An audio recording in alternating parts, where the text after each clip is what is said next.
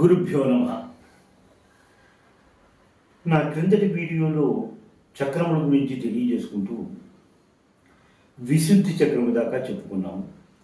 ఇప్పుడు ఆజ్ఞా చక్రం గురించి మనం తెలుసుకోవడానికి ప్రయత్నం చేద్దాం. ఆజ్ఞా చక్రము కనుబొమ్మల మధ్యని భృకుటి స్థానంలో ఉంటుంది. ఈ స్థానం నుండి మన ఇంద్రియాలన్నిటికీ కూడా ఆజ్ఞలు జారీ చేయబడతాయి కాబట్టి దీన్ని ఆజ్ఞాచక్రం అని అన్నారని, అంతేకాకుండా గురువు యొక్క ఆజ్ఞలను మనము ఈ స్థానం నుండే శిష్యుడు గ్రహిస్తాడు అనే విషయం కూడా ఇవాళ దీన్ని ఆజ్ఞాచక్రము అని అన్నారు. ఈ ఆజ్ఞాచక్రం దగ్గర రెండు ధర్మలతో కూడినటువంటి పద్మము ఉంటుంది. ఇక్కడ ఈ రెండు ధర్మలలో కూడా క్షమావతి, హంసవతి అనేటువంటి శక్తి దేవతలు పరివేష్టించి ఉంటారు. వీరు ఉచ్ఛ్వాస నిశ్వాసలను నియంత్రిస్తూ ఉంటారు. ఉచ్ఛ్వాస నిశ్వాసలు ప్రాణశక్తిని మనకు కలుగు చేస్తాయి కాబట్టి ఇది ఎంతో ముఖ్య శక్తిగా మనం ఆలోచిస్తాం. కాబట్టి ఈ లలితా సహస్రనామాలలో ఈ చక్రాన్ని గురించి చెబుతూ ముఖ్య శక్తి సమన్విత అని కూడా అన్నారు. దీనికి అధిపతి మహేశ్వరుడు. ఇక్కడ శివాశివులు కోటి సూర్యుని యొక్క ప్రకాశవంతముగా తీగ వంటి స్వరూపముతో ఆజ్ఞాచక్రం యందు ఉంటారు అనే విషయాన్ని మనం గ్రహించుకోవాలి. లలితా సహస్రనామాలను ఒకసారి పరిగణలోకి తీసుకున్నప్పుడు ఆజ్ఞాచక్రాబ్జనలయ శుక్లవర్ణ షడాసన మజ్జా సంస్థ హంసవతి ముఖ్య శక్తి సమన్విత హరిద్రాన్నైక రసిగా ఆకిని రూపధారిణి. మజ్జా సంస్థ అన్నారు అంటే ఎముకలలోని మజ్జ అనే స్థానం నందు ఇక్కడ ఈ శక్తి దేవత ఎక్కువగా స్థిరీకరించబడి ఉంటుందని,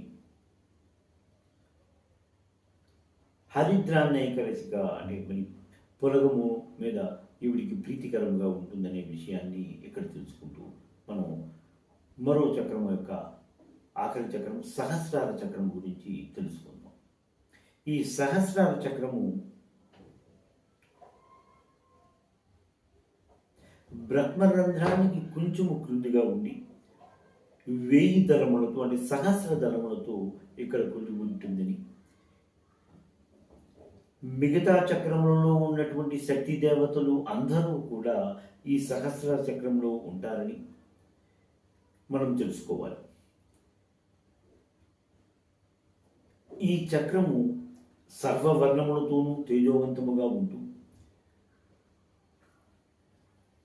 సర్వ పదార్థముల మీద ప్రీతికరముగా ఉంటుంది. ఇది ఆత్మతత్వం కలిగి ఉంటుంది అనే విషయాన్ని మనం గ్రహించాలి. లలితా సహస్రనామాలు తీసుకున్నప్పుడు సహస్రదళ పద్మస్థ సర్వవర్ణోపశోభిత సర్వాయుధర శుక్ల సంస్థిత సర్వతోముఖి సర్వోదన ప్రీత చిత్త యాకిన్యంబా స్వరూపిణి.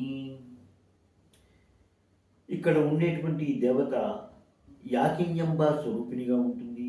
ఇవన్నీ సిద్ధమాత అని, సిద్ధ విద్య అని కూడా పిలుస్తూ ఉంటారు. ఇక్కడ ఈ సహస్రార చక్రానికి అధిపతిగా మనం తెలుసుకునేటప్పుడు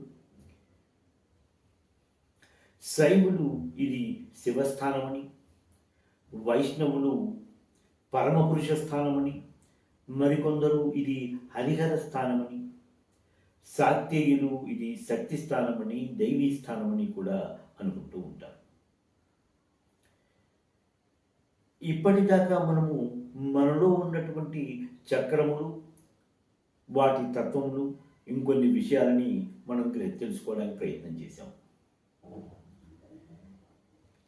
మనం ఇప్పటిదాకా గ్రహించింది ఈ చక్రములన్నీ కూడా పంచభూతముల యొక్క తత్వములతోనే తయారయ్యాయి, నిర్మితమై ఉన్నాయన్న విషయాన్ని కూడా మనం గ్రహిస్తాం. పృథివీ ఆపస్తేజో వాయురాకాశాత్ అని మనకి కనిపిస్తూ ఉంటుంది. పృథివీ ఆపహ అంటే పృథివీ తర్వాత జలతత్వముగా ఇక్కడకు ఉన్నది కాబట్టి శంకర భగవత్పాదులు కూడా మూలాధారము తరువాత జలతత్వమైనటువంటి మణిపూరకాన్ని ఇక్కడ గురించి ఆయన ప్రస్తావించారు. నిజానికి చాలామంది నమ్మకం ప్రకారం మూలాధారం తర్వాత స్వాదిష్టాన చక్రము ఉంటుందనేటువంటి విషయమే చాలామంది నమ్ముతూ ఉంటారు.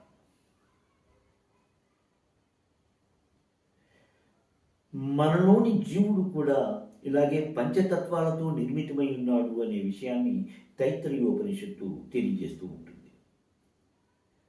ఆకాశాద్వాయు వాయోరగ్ని అగ్నియారాపః ఆద్యో పృథివీః పృథివ్యా ఓషధయః ఓషధీభ్యోన్నం అన్నాత్ పురుషః అనేటువంటి విషయము తైత్తరీయోపనిషత్తులో కనిపిస్తుంది.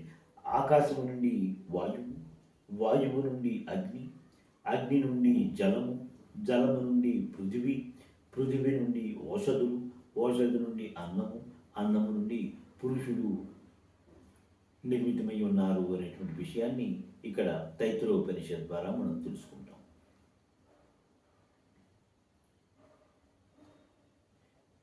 గణపతి ముని తన ఉమాసహస్రంలో మూలాధార చక్రం దగ్గర అగ్ని ప్రజ్వలిస్తుందని, ఆ తరువాత అప్పుడు సహస్రారంలో అమృతము కురుస్తుంది అన్నట్టుగా తెలియజేశారు తన ఉమాసహస్రంలో. మూలాధారాదగ్నిజ్వలతి శిరస్తేహే శశీద్రవతి అని అక్కడ అంటే ఈయన చెప్పిన దాని ప్రకారము మూలాధారంలో అగ్నిజ్వలతి అంటే మూలాధారం యొక్క పృథ్వీతత్వం అయినప్పటికీ దాని మీద ఉన్నటువంటి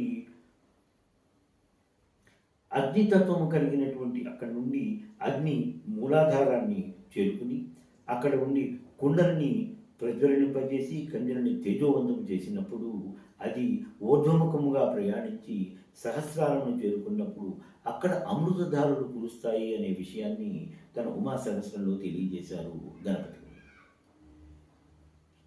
ఈ శ్లోకానికి యంత్రముగా ఒక వృత్తాన్ని నిర్మించుకొని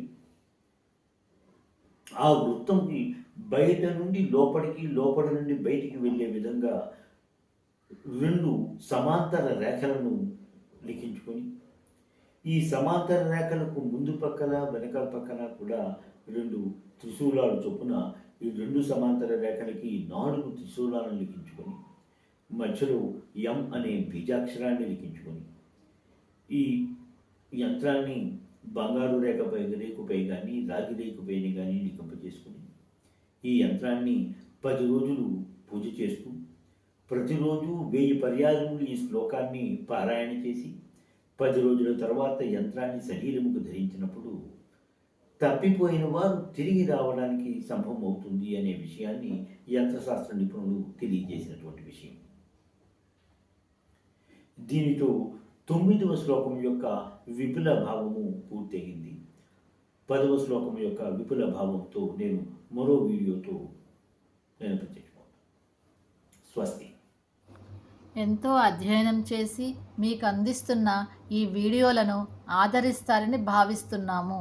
మా ఈ ఛానల్ని సబ్స్క్రైబ్ చేసి ఈ వీడియోలని లైక్ చేయండి ప్లీజ్.